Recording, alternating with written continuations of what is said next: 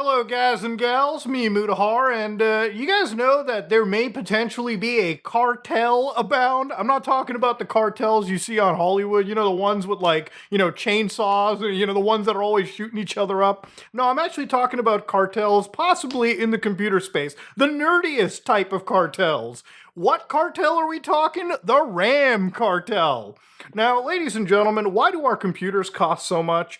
Why do our game consoles reach the prices now that we're speculating? That next PlayStation is going to be like $1,000.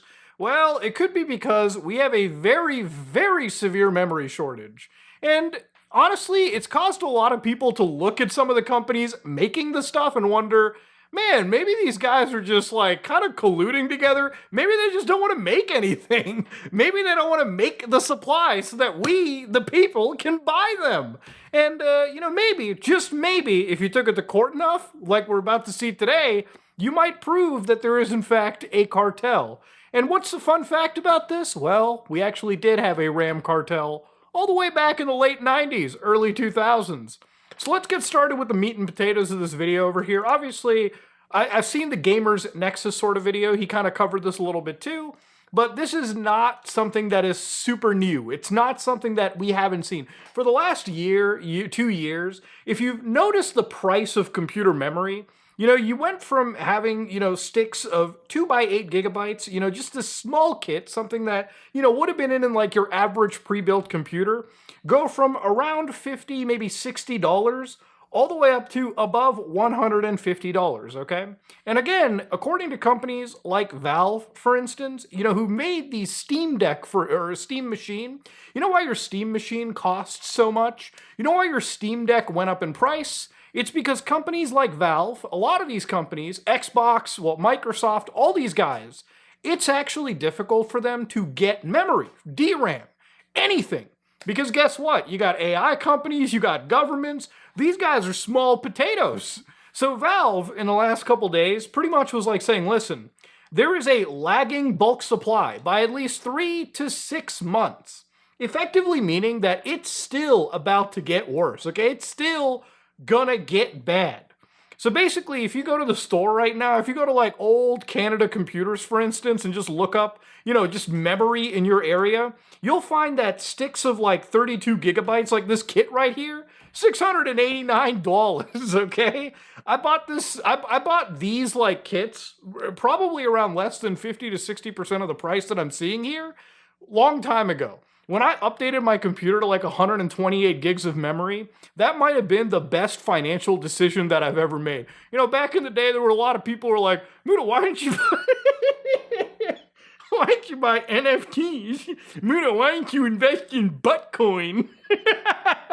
Little did I know the best financial decision I ever made was buying 128 gigs of RAM and my graphics card, okay? Because even though I did buy my GPU above retail price, guess what? It's still expensive as fuck if I go to the store right now. You understand? And the reality of it is I would say, man, maybe just hold off on buying a computer. Honestly, I don't know. Maybe you should just buy a computer, man. Because if companies like Valve are telling you it's going to get worse, I don't want you to sit here computerless and think, man, should I get it? Maybe it's just going to get more expensive. I would say if you can afford it, buy whatever computer you can. Buy the cheapest, shittiest one that you maybe can. Because if all the companies are saying it's getting this bad, again, I don't want you to sit there hoping it's going to get better. And in reality, you probably are just completely out of the market at that point, right? I really personally think the future of a lot of this stuff is kind of headed towards these companies selling you really shitty computers and telling you, hey man, you want to play that shiny new video game? You ever considered cloud streaming it? The moment computers become like subscription models, you're about to see the most insane Indian crash out. It'll be a crash out. The best crash out I would advertise in the entire fucking galaxy at this point. But anyways, let's hope it doesn't come to that. The reality is it's expensive. So I wanted to really dig deep into this. I wanted to do like a little deep dive into this kind of stuff and see just what's going to happen. Just how are we actually combating this? So, for instance, there's been a lot of talks about Chinese memory. Now, there's been some people saying, oh, I don't know if I'd buy a stick of Chinese RAM. I heard the Chinese spy on you. And there was one point that I was like, maybe I do tend to agree on that. But to be honest with you, would I rather be spied on by a bunch of communists or at this point, a government run by pedophiles? Okay, at the end of the day, you have to pick your poison, America or China. At the end of the day, I just want memory that works on my fucking computer, if that makes sense, right? Anyways, there's been a lot of talks too that Chinese vendors that could come in maybe offer some like relief like to the actual market, like, hey guys, here's RAM, buy it. Well, it could be a situation where these guys could be tightened out of the market because of security concerns. So for instance, this Secretary Lutnick fellow who writes this fucking letter, America's position as the global leader in AI is a national achievement. Oh, fuck you. So basically, he talks about dynamic random access memory, which is exactly what the story is that's essential for AI, because at the core of it, RAM is basically the most important tool that goes into a lot of the hardware that we purchase, right? Again, when you buy a game console, RAM is a component of it. When you purchase a graphics card, RAM is a very, very essential component. To give you guys a quick understanding of the technology behind this, I'm going to load up a quick local model to show you how things function. So inside my system over here, I'm going to load up an actual local model. Now, as I'm going to fire this up, ladies and gentlemen, you'll see that it's spinning up a local model. It's a 27 billion parameter Qwen model. Now, I use AI, but I really only use the local stuff for most cases because I really like my information staying basically with me. I like controlling my own information. I don't like giving it up to Big Brother. So anytime I run a AI model locally, all the processing stays on my own system, in my own home. So you can see that it's taking time to fire up, but I'll show you kind of what my graphics card is going through. So if I open up something known as NVTop, you can see that right now the GPU is getting saturated. That 24 gigabytes of VRAM in my RTX 4090 is getting clogged up. And you can see now, while the AI is live, the memory has basically just taken complete stranglehold. Now, the reality of it is that this artificial intelligence that's running on my computer is nowhere close to the AI that you're getting from ChatGPT, that you're getting from Claude, that you're getting from Google, that you're getting from any Chinese company. Those are run on millions of dollars of hardware, billions of dollars. My one single RTX 4090 can run a pretty impressive AI, but it has its limitations. So to give you an idea of what I could use this artificial intelligence for is, let's say that I want to do some internet searches, right? But the internet is kind of dog shit. So what I'm going to do is I'm going to start my own actual search engine, which is Sear X&G. I'm going to open up a browser that is going to bypass all forms of AI bot protections. And then I'm going to start up an agent, so to speak, right? Now, this is an agent that I'm going to be firing up. So right here, you can see that I'm firing up something known as Hermes. Now, Hermes is an agent, and I can go to this agent and say, hey, can you research everything you can about the RAM cartel of the early 2000s? And of course, I'm just going to feed it this prompt. Now, the artificial intelligence, as you can see, spins up. You can see that in the background, if I show you how harsh my GPU is going through, it is currently running at 100% usage. Memory is maxed out. The power is going through the roof. And you can see that it's doing the internet searches here. It's like researching everything that it can, and it's going to basically collect and synthesize this information. Now again, the reason why memory is so important is this is not anywhere close to as good as what the big guys offer. So when you go to the big fellas, they are giving you artificial intelligence that's running on millions of dollars of compute. And the reason why I say AI isn't sustainable is that the more powerful these models get, this is a 27 billion parameter model. What's running in the big clouds are in the trillions of parameters. So immediately it takes hundreds of gigabytes to even load the model, but then also loading in the context on top, that's some serious shit as well.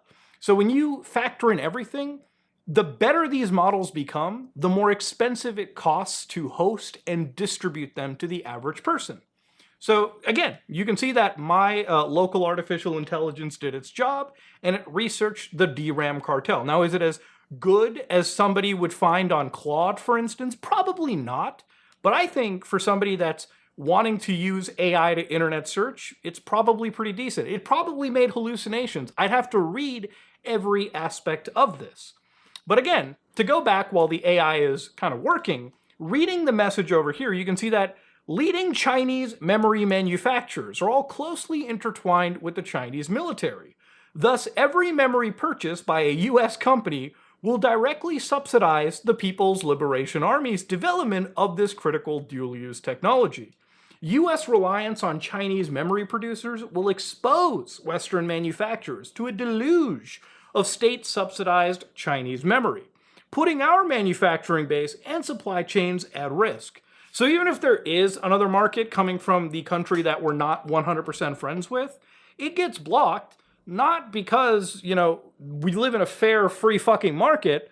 It's because our government is scared that, hey, here's some actual competition, here's some actual challenge shit coming from the other side, let's stop it legally, right? So even if you were hoping that maybe I'll buy Chinese RAM, you're still fucked in some capacity because the powers that be will never let you escape the hegemony of the current market. So ignoring that fact right over there, ladies and gentlemen, let's get back to how this all sort of started, right? Now again, back in the early 1990s, early 2000s, there was in fact a RAM cartel. So what it was price fixing. Now DRAM, as we discussed, it's a really, really important piece of technology. And to produce DRAM, it's not something that you can just pay money and start it off. You need billions upon billions of dollars to get this stuff going. Now, back in the day, there was an actual serious cartel in this situation. So from July 1998 to 2022, there was basically a pattern between Samsung, Hynix, Infineon, Micron, and Elpida. Basically, these companies had spoke directly to opposite numbers of their rival firms by phone, meetings, in the United States and outside the US. And per the Department of Justice, they basically did 4 things here. They discussed the prices sold to specific customers, they agreed to charge those customers at set levels, issued actual quotes in line with what they've agreed with, and they traded sales information back and forth to police if everyone was holding the line. See, a cartel is not something that needs to be mysterious and whatnot. Think of a cartel like this, okay? Even if you applied the Mexican drug cartel standard, basically, you have to ask yourself, why does cocaine cost as much as it does, right? It's because you have the largest cartel. Basically, it's a group of actual organizations who have come together under one banner to ensure that their production, their distribution, their security is all handled within their own control. So when they smuggle drugs across the border, it's not as if they're competing with each other on price. They've already agreed that this is what this brick will cost. So the buyers in other parts of the world have to pay that amount. They also have to be content with the supply that is coming to them. That is how this stuff works, right? Now, if you take that same situation and apply it to computer memory, who were the people that the original cartel were fighting with? It was the people that were big computer manufacturers. So people like Dell, people like HP, Compaq, IBM, Apple, all these guys were basically raising hell with the Department of Justice and asking them, guys, why the fuck is this memory so expensive? And I mean, back in 2002, Michael Dell ended up coming out and said that it was cartel-like behavior. Because again, these people were producing this technology and distributing it in a manner that was reminiscent of a fucking cartel. They were controlling the market. There was a behavior to it. So obviously, law enforcement agencies start getting involved, and then of course, companies entirely start pleading guilty. Samsung and Hynix specifically ended up pleading guilty in this entire case, and it became hundreds upon hundreds of millions of dollars brought out. It became the largest antitrust cases of basically US history. So ultimately, at the end of the day, the same actual, question has sort of been arisen, right? A lot of the companies that we're talking about, like Micron, Samsung, SK Hynix, have basically promised that they're going to be selling a lot of their stuff over to companies like NVIDIA, right? Because ultimately, at the end of the day, they're not making enough money from you and me. They're making their money through these big AI companies and hyperscalers, right? So for instance, SK Hynix announced that its production capacity for DRAM, NAND, and most importantly, high bandwidth memory is actually fully booked all the way through 2026. This year alone, fully fucking booked. These companies are selling exclusively to these big AI data centers, these big fellas, okay? These are the people that have bought effectively all of the supply. There's nothing left for you and me. You know that fucking meme of the CEO with the water pipe going into his fucking mouth? We are the fucking like we are the golem sitting there trying to drink a drop. Except here's the thing, the drop isn't even there anymore, okay? It's all going to these guys. Now, it's not the end of the world, okay? Really, there is actually one lawsuit that has popped up about last month, which is Garcia Ware versus, like, again, all these companies, the alleged DRAM cartel here. I want to use the word alleged, very important, right? Because again, this has to be proven in a court. So for instance, this lawsuit that just got filed is going to recover and stop the anti-competitive behavior by the three oligopolists in the market for dynamic random access memory, which is basically the backbone for every computing device on Earth, right? Again, this lawsuit will also explain why it's impossible for new people to come in. So basically it says since 2022, these firms have fixed supply and prices for DRAM, engaging in conduct that makes no economic sense absent collusion, and that has driven up the price of conventional memory approximately 700% in a 4-year period, okay? So again, that's a very, very huge claim to be making. And again, it's up to this lawsuit to kind of prove if there is actual collusion. So one of the more important aspects of this is when they talk about the barrier of entry, which kind of explains why it's difficult to come in. So they basically say a single modern DRAM fab facility costs $15 to $20 billion to construct and equip. And it's not just like, hey, let's just buy the equipment to build memory. This is not fucking Factorio. You also have to have people that are talented enough to be able to produce and manufacture the stuff together, right? This is really the stuff that kind of belongs in, I hate to use this term, but like the first world countries kind of place, right? Like where, again, this is a very high level of manufacturing, you know? So ultimately, at the end of the day, there's not a lot of people that can sort of jump into this. And ultimately, at the end of the day, the people that are taking advantage of this, allegedly, are the companies that already had this, infrastructure built for a long time. Companies like Samsung, SK Hynix, Micron, you name it. So basically, for context, $30 to $50 billion exceeds the GDP of approximately half the world's nations. No venture fund, private equity firm has attempted this investment in over a decade. For comparison, the U.S. CHIPS and Science Act authorized $52 billion. That's $52 billion, right? When you look at the context of it, the biggest country in the world, the United States, when they're putting in money, it's still not that crazy when you look at the entire industry in general.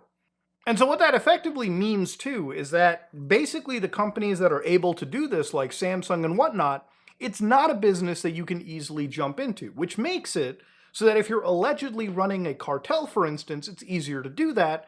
Because how likely do you think it is that Samsung picks up their phone, calls up the only other companies, which there aren't that many of, and starts to realize, hey, maybe we can control the flow of this product, and maybe by that we can dictate how much this product's floor is, so we can just keep raising the prices. And really, what are these dudes going to do? What are they going to do? Complain and bitch? They have to buy from us anyways, because we're the only fuckers in the market, you know what I mean? Like, for instance, they even mentioned the US export controls too. Like, for instance, in October 2022, the same month the coordinated production cuts began, sweeping semiconductor export controls targeting China, right? So again, what we were talking about, those Chinese companies were being restricted into access, right? The export controls effectively cap Chinese DRAM manufacturers.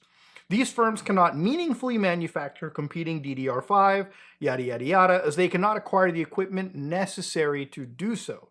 They are therefore unable to serve as a competitive constraint on the defendants. So again, we are not in a market that is, a healthy capitalist market. It's a market that is very tightly controlled to the point where these guys really don't have to work. They basically get to keep their small market, their control on the market, because the government lets them fucking do it, right? To this extent. Now again, the way that you prove a cartel is not by using these metrics, right? Because ultimately, at the end of the day, To prove that this is a cartel, you have to make sure that we repeat what we saw in the late 90s, early 2000s. Are these people communicating with each other in order to price fix and control supply? Because if you can prove that, if you can nail it down, this might actually force these companies to overturn these practices or think against it. I think most likely the best thing to happen here is if you let Chinese market in, if you let Chinese companies into the market. So I'll give you a great example. When I talk about the AI bubble crashing, I don't mean it in this spectacular way where the AI bubble is like going to die and like all of a sudden all these companies are going to go under. The reality is the technology is not going anywhere. Again, this agent that I ran was a local artificial intelligence, but it is not powerful. The reality of it is, remember a few months ago, there was like Anthropic, saying that their AIs were really spooky and the government put a ban on things like Fable and Mythos?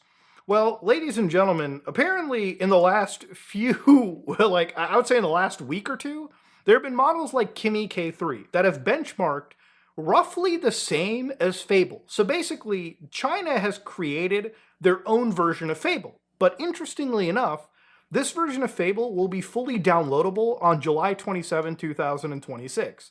Now, does that mean I'm going to be able to run it on my channel and show you the whole thing running on my... Fuck no. This is so powerful that it requires about $1 million worth of hardware. See, here's how you actually hurt the AI bubble.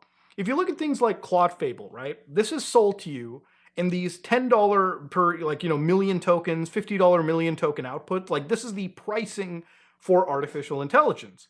Come July 27th, when Kimi 3 is available for people to download, instead of one provider, there will be multiple providers that are hosting for you. And they're going to be pricing substantially cheaper than Anthropic. Basically, it means that for a lot of these companies, these US companies that had this exclusivity, now you have Chinese AI that's about as good, but substantially cheaper, obviously in certain cases, right? And obviously what this means is that the price has to go down. These companies can't be charging you, premium prices when an equivalent product exists for a cheaper price tag. And the more optimized and efficient the Chinese make their AIs that runs on maybe their own hardware, maybe it runs on less of a memory footprint, that's how you hurt and deflate the AI bubble, right? And when that happens, a lot of these big American companies that are building hyperscalers and data centers, they may not have the money to justify dumping in as they do now. Because at the end of the day, this hardware has to be accessible. This hardware the cost of making these things has to eventually provide some level of return, right? So when I do talk about an AI bubble crashing, I don't mean as if the technology is going away. It's just that for the prices that they're at now, which are already still unsustainable, when there are other options in the market, a lot of these companies simply can't justify their investments, their spend, and a lot of these companies are probably going to want to pull out. Some of these companies may go under.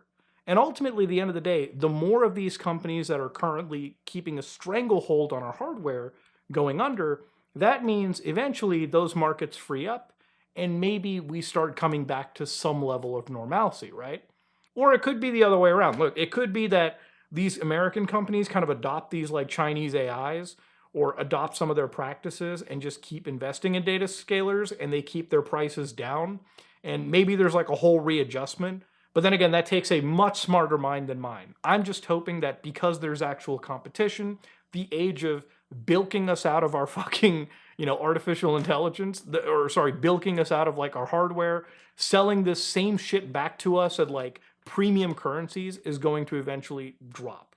But look, at the end of the day, the actual people behind producing this shit, that's the question. Those are the people that we should kind of be focusing on, right? Look, the future is very uncertain, okay? But I think if anything is going to come out of this, it's probably this lawsuit, and hopefully this comes into a situation where these companies that, are kind of responsible for making the hardware in general kind of get, focused on. Are they colluding? Are they working together? Is this sort of like a grand plan to make a shit ton of money and keep technology away from the average Andy's hands and give it over to these big AI companies? That's something that I hope ends up being discussed. It's a huge fucking story. It's a huge case, and one that obviously I'm keeping a close eye on because again, computers, gaming, all this shit matters a lot. The internet matters a lot to me. And ultimately, right now, we're at this fulcrum point where, unless things change, we're going to notice that a lot of the stuff that we took for granted is really going to be in the hands of a few companies, and we're really just going to be at their mercy for access to things like intelligence or basic internet services in general. If you like what you saw, please like, comment, and subscribe. Dislike it if you dislike it. I am out.